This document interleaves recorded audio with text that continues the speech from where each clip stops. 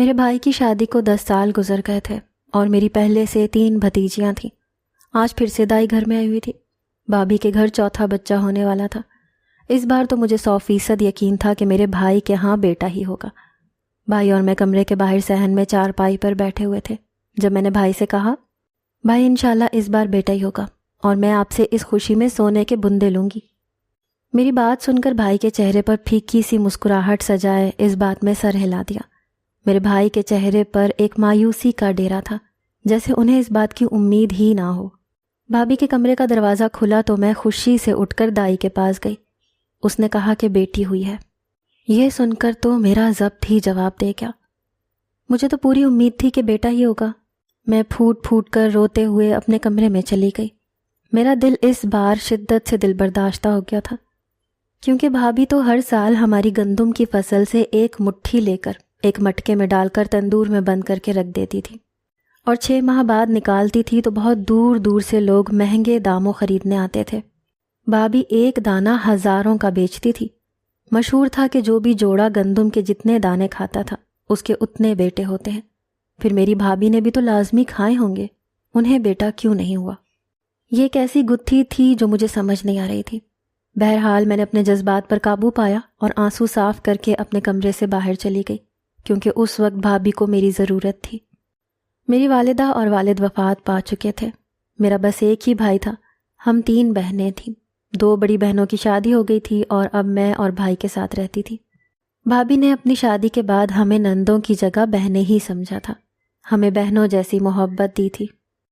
میری اپنی سگی بہنوں نے بھی وہ گندم کے دانے کھائے تھے اور ان کے بھی بیٹے ہوئے تھے، پھر بھائی کے کیوں نہیں ہو سکا؟ میں جتنا اس بارے میں سوچتی اتنا ہی الجھ جاتی۔ بھائی کا اداس چہرہ میرا دل مغموم کرنے لگتا تھا۔ بھابھی کا سوچ کر بھی دل دکھنے لگتا کہ اس بار تو وہ بھی ضرور رو رہی ہوں گی۔ میں نے اپنا دل بڑا کیا کیونکہ بھابھی کو بھی تسلی دینی تھی۔ میں جب بھابھی کے کمرے میں گئی تو انہیں دیکھ کر مجھے حیرانگی ہوئی۔ وہ تو مجھے نہ جانے کیوں بھابھی کی حرکتیں مشکوک سی لگنے لگی تھیں۔ میں اب بھابھی کے لیے شک میں پڑنے لگی تھی، حالانکہ وہ عادت کی بڑی اچھی اور میٹھی تھی۔ آج تک کبھی ہم تینوں بہنوں سے وہ لڑی نہیں تھی۔ جب بھی میری بڑی بہنیں آتی ان کی خاطر اور مدارت میں کبھی کمی نہیں کرتی تھیں۔ ان کے بیٹوں کو بڑی شدت سے پیار کرتی تھیں۔ میں بھی انہیں یوں بے تحاشا پیار کرتے دیکھتی تو دل سے ہوک سی نکلتی تھی کہ میرے بھائی کے بھی بیٹا ہو جائے، تاکہ بھائی بھابھی کا دل بھی ٹھنڈا ہو جائے۔ لیکن اس دن جو رویہ میں نے بھابھی کو اپنی بیٹی ہونے پر دیکھا، مجھے حیرت ہوئی تھی۔ وہ اسے پیار کر رہی تھی جیسے بیٹی نہ ہوئی ہو بیٹا ہوا ہو۔ ان کے چہرے پر ذرا سا بھی غم کا شائبہ نہیں تھا، حالانکہ جب وہ شادی ہو کر ہمارے گھر آئی تھیں اور جب وہ پہلی بار امید سے ہوئی تھیں تو وہ یہی کہتی تھیں کہ فاطمہ دعا کرو اللہ تمہیں بھتیجا دے۔ دوسری بار بھی یہی کہا تھا۔ لیکن جب سے انہوں نے خود گندم کے دانوں والا عمل شروع کیا تھا، مجھے یہ کہنا چھوڑ دیا تھا۔ ایک بار بھابھی کچھ پڑھ رہی تھیں، آنکھیں بند کیے، ان کی تسبیح کے دانے گر رہے تھے، ساتھ ساتھ آنکھوں سے بھی آنسو جاری تھے۔ جب انہوں نے اپنا وظیفہ ختم کیا تو میں نے ان سے کہا، بھابھی آپ یہ دانے خود بھی کھائیں تاکہ اللہ آپ کو بھی بیٹے سے نواز دے۔ لیکن اس کے بعد جو رویہ بھائی نے میرے ساتھ اختیار کیا، میں دیکھ کر دنگ رہ گئی۔ مجھے یقین نہیں آیا کہ یہ میری وہی پیار کرنے والی بھابھی ہے۔ میرا دل بہت دکھا تھا۔ مجھے نہ ان سے اس جواب کی امید تھی، نہ ایسے سخت رویے کی۔ اب تو مجھے وہ کچھ عجیب سی لگنے لگی تھی۔ مجھے لگتا تھا کہ اچھا بننے کا ڈھونگ کرتی ہیں۔ 6 ماہ بعد جب بھابھی نے وہ گندم کے دانے نکالے تو ہمارے گھر میں لوگوں کا تانتا سا بننے لگا۔ کثیر تعداد میں لوگ آنے لگے۔ وہ سفید چادر لپیٹے بیٹھ جاتی اور ایک ایک عورت کو اس گندم کے دانے پر کچھ پڑھ کر دیتی جاتی۔ کئی ہزار کے نوٹ ان سے لے کر اپنے پاس رکھتی جاتی۔ ایک عورت ان کے پاس آئی، کہنے لگی کہ وہ بہت دور سے آئی ہے، بار بار نہیں آ سکتی، اس لیے اسے ایک ساتھ ہی گندم کے 3 دانے دے دیے جائیں۔ میری بھابھی نے اسے گندم کے وہ 3 دانے دے دیے۔ بہت سے لوگ مٹھائیاں اور پیسے بھی لے کر آئے اور بیٹے ہونے کی خوشخبری بھی سنانے لگے۔ میرا دل نئے سرے سے دکھنے لگا کہ لوگوں کی مرادیں ہمارے گھر سے پوری ہو رہی ہیں اور ہم ابھی تک اس نعمت سے محروم ہیں۔ میں نے رات کو مصمم ارادہ باندھا اور اپنی خرچی کے پیسوں میں سے کئی ہزار کے نوٹ نکال کر بھابھی سے کہا، مجھے بھی گندم کے 3 دانے دے دیں، میں نے اپنی سہیلی کو دینے ہیں۔ یہ پیسے بھی میری سہیلی نہیں دیے ہیں۔ بھابھی نے وہ دانے مجھے پڑھ کر دے دیے۔ میں نے چپکے سے بھابھی کے کھانے کے اندر وہ تینوں گندم کے دانے کھانے کی پلیٹ میں ڈال دیے اور بڑی مطمئن ہو کر سو گئی کہ میرا کام بھی ہو جائے گا، میرا بھائی بھی خوش ہو جائے گا اور بھابھی کو کانوں کان خبر بھی نہیں ہوگی۔ لیکن رات کے وقت ایک شور و غل کی آواز سے میں بے ساختہ اٹھ بیٹھی۔ چیخنے چلانے کی آوازیں بھابھی کے کمرے سے آ رہی تھیں۔ میں بھاگ کر ان کے کمرے کی طرف گئی۔ کمرے کا دروازہ کھلا تھا۔ میں اندر گئی تو سامنے کا منظر دیکھ کر میرے پیروں کے نیچے سے زمین کھسک گئی۔ وہاں تو خون۔ نہ جانے کیوں مجھے یہ لگنے لگا تھا کہ میری بھابھی کچھ مشکوک سی ہو گئی ہے، اسی لیے میں اس کی ٹوہ میں لگنے لگی تھی۔ وہ اکثر فون پر کسی سے بات کرتی تھی اور جب میں اچانک سے اس کے کمرے میں جاتی تو فون بند کر دیتی تھی، پھر مجھے گھورنے لگتی اور رات کو صحن میں تہجد ضرور پڑتی تھی۔ بھائی اور بچیوں کو وہ کمرے میں لٹا کر خود صحن میں جائے نماز پر بیٹھ جاتی۔ 1 گھنٹے وہ بنا کچھ بولے اپنا وظیفہ پڑھتی رہتی۔ میں پہلے تو کبھی صحن میں اس وقت نہیں جاتی تھی جب بھابھی وظیفہ کرتی تھی، کیونکہ وہ مجھے اس معاملے میں پہلے سے ہی سختی سے منع کر چکی تھی۔ لیکن جیسے انہوں نے مجھے اس دن برے طریقے سے ڈانٹا تھا، میرا دل بہت خراب ہوا تھا۔ میں نے بس یہی کہا تھا کہ بیٹا بھی ہونا چاہیے، آپ اپنے لیے یہ دعا کیوں نہیں کرتی؟ وہ کہنے لگیں کہ آج تو کہہ دیا تم نے، اگر دوبارہ یہ بات زبان پر لائی بھی تو مجھ سے برا کوئی نہیں ہوگا، اب اٹھو اور جاؤ یہاں سے۔ بھابھی کے تلخ لہجے پر میں اٹھ کر چلی گئی۔ جب بھائی سے میں نے یہ بات کی کہ شاید بھائی بھابھی کو سمجھائیں گے تو وہ مجھے گھورنے لگے، کہنے لگے تم مجھ سے ایسے سوال کیوں کرتی ہو؟ خبردار جو آئندہ اپنی بھابھی سے اس قسم کے سوال کیے۔ میرا دل تو بھائی کی بات پر دکھ کر رہ گیا۔ پھر میں نے سوچا کہ میں کیوں پریشان ہو رہی ہوں، جب بھائی کو ہی پرواہ نہیں ہے کہ ان کا بیٹا بھی ہونا چاہیے تو میں کیوں پرواہ کروں؟ میں نے خود غرضی سے سوچا۔ پھر کہیں نہ کہیں ایک بھتیجے کی تڑپ نے مجھے پھر سے وہیں لا کر کھڑا کر دیا۔ میں صحن میں پیچھے ہو کر دیکھنے لگی کہ آخر ایسا بھی بھابھی کیا پڑتی ہیں جو مجھے صحن میں آنے کی بالکل اجازت نہیں دیتی، بلکہ سختی سے منع کرتی ہیں کہ تم باہر نہیں آؤ گی، اور اگر کوئی وظیفہ ہے بھی تو اپنے لیے کیوں نہیں کرتی؟ یہ بات بھی درست نہیں تھی کہ بھابھی کو بیٹے کی چاہ نہیں تھی۔ وہ میرے بھانجوں سے ٹوٹ کر پیار کرتی تھیں۔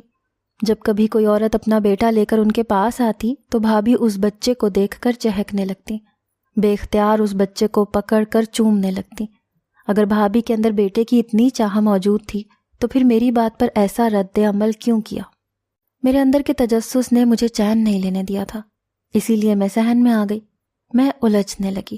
سفید چادر میں بیٹھی بھابھی کی میں صرف پشت ہی دیکھ سکتی تھی، لیکن ابھی مجھے کھڑے چند منٹ ہی گزرے تھے کہ جو کچھ میں نے وہاں دیکھا مجھے الٹے قدم بھاگ کر اپنے کمرے میں جانا پڑا۔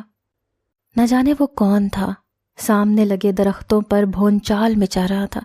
دونوں درخت بری طرح سے ہلنے لگے تھے، حالانکہ گرمیوں کی حبس بھری راتیں تھیں، لیکن صحن میں لگے درخت یوں ہلنے لگے جیسے آندھیاں سی چلنے لگی ہوں، حالانکہ ہوا نہیں چل رہی تھی۔ یہ سب دیکھ کر میں اپنے حواس بھی بحال نہیں کر پائی تھی کہ بھابھی غصے سے میرے کمرے میں داخل ہوئیں۔ ان کی سرخ آنکھوں کو دیکھ کر میرے رہے سہے اوسان بھی خطا ہونے لگے۔ وہ مجھ پر چنگارتے ہوئے بولی کہ اب اگر تم باہر آئی تو جان سے مار دوں گی تمہیں۔ اس سے پہلے میں نے انہیں ایسے لب و لہجے میں بات کرتے نہیں دیکھا تھا۔ میں سہم کر رہ گئی۔ مجھے یہ حیرت ہوئی کہ انہیں کیسے پتہ چلا کہ میں صحن میں آئی تھی۔ بھابھی کی تو میری طرف پشت تھی۔ اب تو مجھے اور بھی تشویش سی ہونے لگی۔ ایک بار میں بھابھی کے کمرے میں جانے لگی تو مجھے ان کی آوازیں آ رہی تھیں۔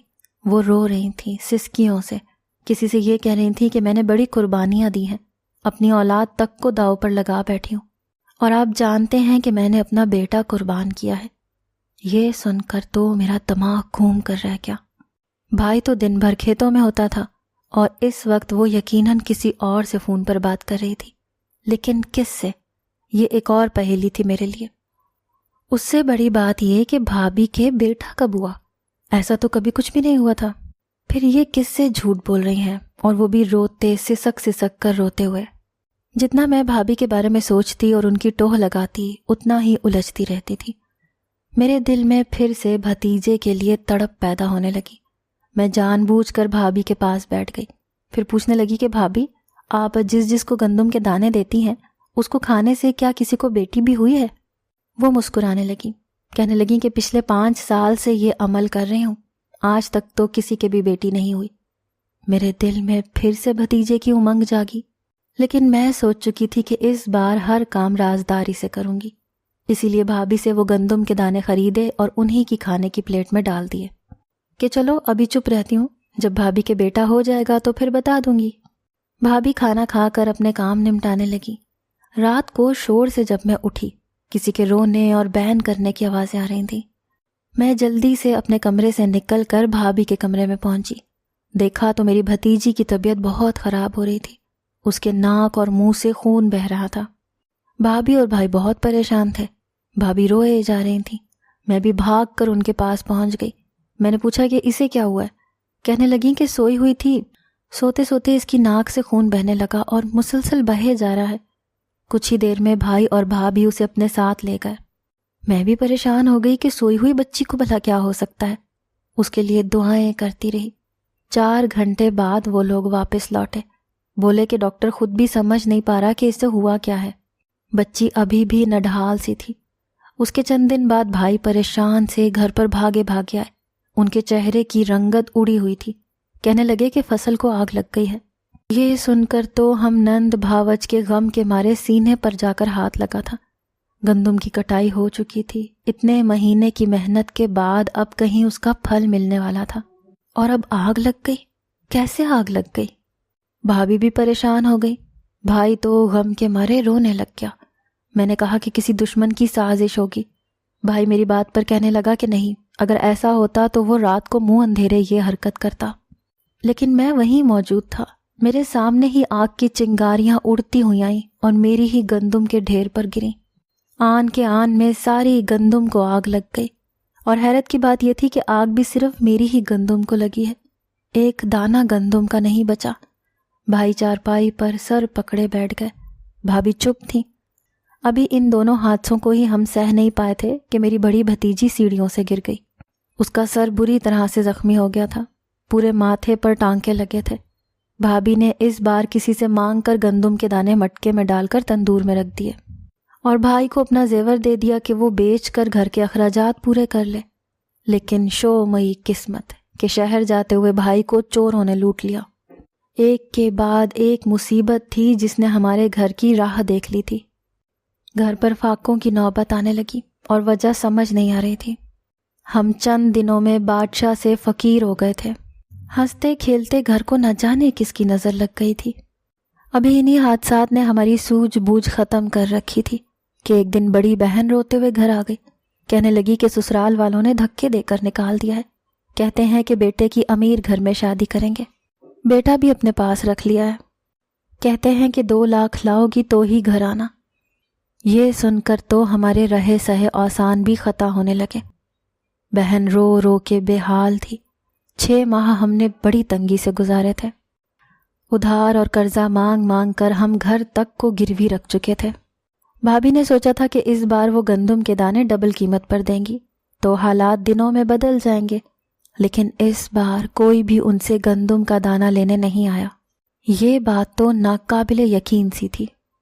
چند ایک لوگ آئے بھی تو غصے سے بپھرے ہوئے آئے، کہنے لگے کہ تو جھوٹی عورت ہے، ہمارے پیسے واپس لوٹا، ہمارے گھر تو بیٹی پیدا ہوئی ہے، ہم نے اپنی جمع پونجی دے کر تجھ سے وہ گندم کا دانہ خریدا تھا۔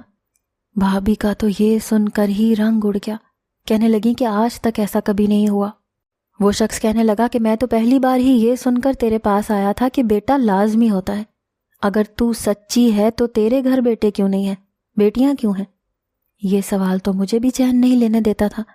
بہرحال بھابھی نے معافیاں تلافیاں کیں، اس کے سامنے ہاتھ جوڑے اور اسے رخصت کیا۔ بھابھی بے دم سی ہو کر صحن کی چارپائی پر بیٹھ گئی۔ اب تو ان کی برداشت سے بھی معاملہ باہر تھا، اسی لیے وہ بھی رونے لگی۔ بہن اپنا گھر اجاڑ کر ہمارے گھر آ بیٹھی تھی۔ ہم لوگ اتنے پریشان تھے کہ سمجھ نہیں آ رہا تھا ہمارے ساتھ یہ سب ہو کیا رہا ہے۔ بھابھی نے اپنا موبائل لیا اور کسی کو فون کرنے لگی۔ اس بار وہ صحن میں ہی بات کر رہی تھی، انہیں اپنے گھر کے حالات بتانے لگی۔ پھر حیران سی ہو کر کہنے لگی کہ میں نے تو ایسی کوئی غلطی نہیں کی۔ پھر پریشان ہو کر فون بند کر دیا۔ بھائی ان سے بےتابی سے پوچھنے لگے، رقیہ کیا کہا بابا سائی نے؟ بھابھی کہنے لگی کہ وہ کہہ رہے ہیں کہ تم نے وہ گندم کا دانہ کیوں کھایا، تمہارا پچھلا سارا عمل برباد ہو گیا اور تم پر جو بھی مصیبتیں آ رہی ہیں وہ اسی وجہ سے آ رہی ہیں۔ یہ سن کر میرا رنگ فک ہوا، کیونکہ گندم کا دانہ تو میں نے بھابھی کو کھلایا تھا۔ اس کا مطلب کہ انجانے میں کچھ غلط کر بیٹھی تھی۔ بھابھی حد درجہ پریشان تھی۔ میرے بھائی سے کہنے لگی کہ میں آپ کی خاطر یہ سب کر رہی تھی تاکہ آپ کے حالات بہتر ہو سکیں۔ نہ جانے کیسے یہ سب کچھ ہو گیا ارشد۔ بھائی نے کہا کہ کل میرے ساتھ بابا سائیں کے پاس جاتے ہیں، ان کی منت کرتے ہیں، ورنہ تو وہ دن دور نہیں کہ ہم فقیر ہو کر رہ جائیں گے۔ اگلے روز بھابھی اور بھائی صبح ہی کہیں چلے گئے۔ میں پورا دن عجیب سی کشمکش کا شکار رہی۔ اب تک میں ہر بات سے بے خبر تھی، لیکن اگر میں بھابھی کی باتوں پر غور کرتی تو یہی سمجھ آنے لگا کہ بھابھی جس سے بھی بات کرتی تھیں بھائی کو اس شخص کا علم تھا، اور گندم کا دانہ بھابھی کے کھانے سے ہی ہم پر آفات پے در پہ گزری تھیں۔ جیسے ہی شام کو بھائی بھابھی واپس آئے، بھابھی قہر بھری نظروں سے مجھے دیکھ رہی تھی، بھائی بھی غصے میں تھے۔ پہلی بار ایک زوردار تھپڑ بھابھی نے میرے منہ پر مارا تھا۔ کہنے لگی کہ تمہیں جب میں نے منع کیا تھا کہ میرے معاملات سے دور رہو تو تم نے جرت بھی کیسے کی مجھے وہ گندم کا دانہ کھلانے کی؟ تم میرے بچوں کو مروانا چاہتی ہو۔ اس گھر پر ٹوٹنے والی ہر قیامت کی وجہ تم ہو۔ میں نے تم لوگوں کی خاطر کیا کیا قربانیاں دی ہیں۔ اس گھر کی خوشی کی خاطر زر خرید غلام بن کر رہ گئی ہوں، اور تم نے میرے ساتھ وہ کیا ہے فاطمہ کہ جی چاہتا ہے نہ جانے کیا کر بیٹھوں تمہارے ساتھ۔ بھابھی تعصب سے دیکھ کر مجھے بول رہی تھی۔ پھر بھائی نے ہر راز سے پردہ اٹھاتے ہوئے کہا کہ ان کی گندم کی پیداوار نہیں ہوتی تھی۔ جب ان کی شادی ہوئی تھی بھائی کے حالات مناسب سے تھے، سب کی گندم کی پیداوار اچھی ہوتی تھی اور قیمت بھی اچھی ملتی تھی، لیکن بھائی کی گندم کی پیداوار کم ہوتی تھی اور سستے داموں بکتی تھی۔ 2 سالوں میں جب 2 بیٹیوں سے جب اللہ نے نوازا تو بھائی سر پکڑ کر بیٹھ گئے کہ 3 بہنوں کی پہلے میرے سر پر ذمہ داری ہے اور اب 2 بیٹیاں بھی، اس پر میرا کام نہیں چل رہا۔ بھائی کو کسی نے ایک بزرگ کے بارے میں بتایا کہ ارشد تم اس کے پاس جاؤ، وہ تمہاری ضرور مدد کریں گے۔ پھر بھائی اور بھابھی اس بزرگ کے پاس چلے گئے۔ وہ کافی ضعیف سے تھے۔ بھابھی کو دیکھ کر کہنے لگے کہ تمہاری بیوی بہت نیک ہے، نماز کی پابند ہے، اگر چاہو تو یہ تمہاری قسمت بدل سکتی ہے۔ میں بوڑھا ہو چکا ہوں، اتنے وظیفے نہیں کر سکتا۔ میں اگر اس کو ایک چیز کی اجازت دے دوں تو تم دونوں لاکھوں کما لو گے۔ بھائی نے کہا کہ وہ کیسے؟ کہنے لگے کہ میں اسے کچھ وظائف بتاؤں گا۔ اسے روز کھلے صحن میں تہجد کے وقت کرنے ہوں گے، اور جب تمہاری گندم کی کٹائی ہو جائے تو 1 مٹھی گندم کی یہ 1 مٹکے میں ڈال کر تندور میں رکھ دے۔ 6 ماہ کے بعد اس گندم کے دانے ایسے میاں بیوی کو دے جو بیٹے کے خواہش مند ہے، انشاءاللہ بیٹا ہوگا۔ میری بھابھی یہ سن کر خوش ہو گئی، کہنے لگیں کہ میں ضرور پڑھوں گی اور خود بھی کھاؤں گی، مجھے بھی اللہ بیٹے سے نواز دے۔ لیکن بھابھی کی بات سن کر اس بزرگ نے انہیں سختی سے منع کر دیا۔ کہنے لگے یہ غضب مت کرنا، ورنہ تم پر ایک کے بعد ایک مصیبت ٹوٹ پڑے گی۔ تم کبھی بیٹے کی ماں نہیں بن سکتی، اگر کبھی بیٹا ہونے والا ہوا بھی تو وہ ضائع ہو جائے گا۔ تم ہمیشہ اس نعمت سے محروم ہی رہو گی۔ دوسروں کے لیے کار خیر بن سکتی ہو، یہ عمل قربانی مانگتا ہے۔ میری خود کی 4 بیٹیاں ہیں، بیٹا نہیں ہے، لیکن سب خوش ہیں، بیٹوں والی ہیں۔ تمہاری بیٹیاں ہی تمہارے لیے خوش بختی بن جائیں گی۔ بابا سائیں کی بات سن کر بھابھی نے بھائی کی جانب دیکھا۔ اس وقت بھائی بہنوں کی شادی کے لیے بے حد پریشان تھا، گھر چلانا بھی مشکل ہو رہا تھا، اسی لیے حامی بھر لی۔ اس کے بعد بھائی کے کام میں ترقی ہونے لگی۔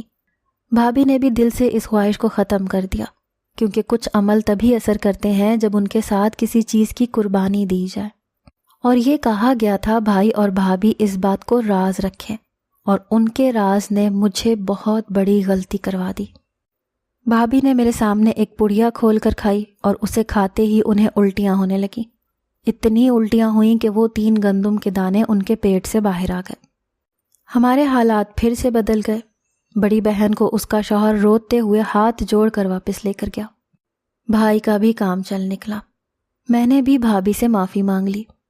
کچھ سالوں بعد میری شادی ہو گئی۔ میرے گھر 2 جڑواں بیٹوں نے جنم لیا۔ میں نے ایک بیٹا بھابھی کی گود میں ڈال دیا۔ انہوں نے ہماری خاطر ایک ایسے عمل کو اپنایا تھا، خود اس نعمت سے محروم رہ کر وہ دوسروں کا بھلا کر رہی تھی۔ میرے اس اقدام سے بھابھی اور بھائی خوش ہو گئے۔ کچھ عمل ایسے ہوتے ہیں جن کی خاطر قربانی دی جائے تبھی وہ فائدہ پہنچاتے ہیں۔ ہاں، لیکن اللہ کی ذات بنا کسی قربانی کے ہمیں سب کچھ عطا کرنے پر قادر ہے۔ اسی لیے اسی سے مانگنے کی عادت ڈالنی چاہیے۔